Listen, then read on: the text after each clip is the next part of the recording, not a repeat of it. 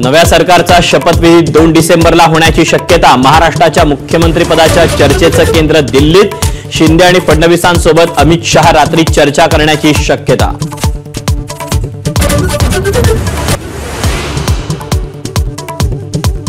मुख्यमंत्रीपद शिंदेंकडेच हवं, शिवसेनेच्या नेत्यांचा जोर।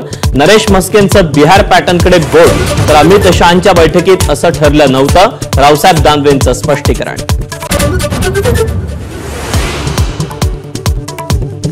शिंदे मुख्यमंत्री व्हावेत यासाठी सेनेच्या कार्यकर्ते सिद्धिविनायकाच्या चरणी त्यांनी गाऱ्हाणं घातलं, तर फडणवीसांसाठी भाजप कार्यकर्त्यांचं पंढरपूरच्या विठुरायाला साकडं।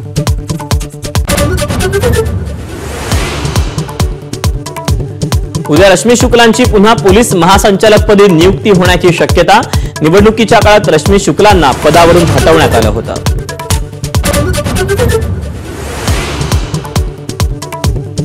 कराडच्या प्रीती संगमावर अजित पवार रोहित पवारांची भेट। थोडक्यात वाचलास, अजितदादांचा रोहित पवारांना मिश्किल टोला, तर रोहित पवारांचीही कबुली।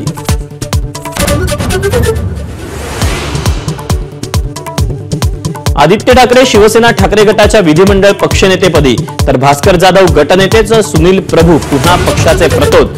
भास्कर जाधवांची ज्येष्ठता लक्षात घ्यायला हवी होती, उदय सामंतांचा टोला।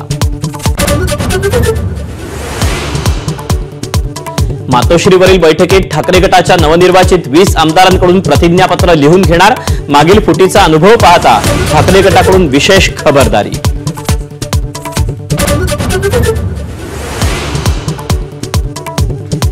निवडणुकीपूर्व आघाडीचा दाखला देत विरोधी पक्षनेतेपदासाठी मवियाच्या हालचाली, पण निवडणुकीपूर्व आघाडीचा आधार घेता येत नाही।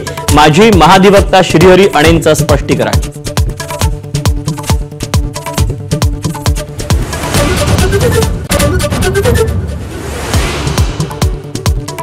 येत्या जानेवारी किंवा फेब्रुवारी महिन्यात महानगरपालिका निवडणुकांची शक्यता। शिवसेना आमदार संजय शिरसाट यांची माहिती।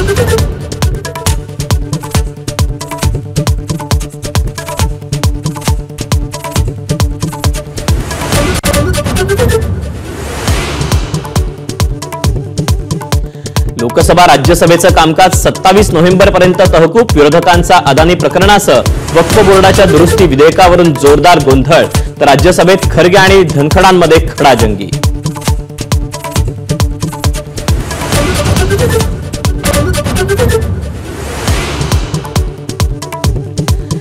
पर्थ कसोटीत टीम इंडियाची ऐतिहासिक कामगिरी। ऑस्ट्रेलियाचा 295 धावांनी धुव्वा। कांगारूंच्या देशात भारतीय संघाचा आजवरचा सर्वात मोठा विजय।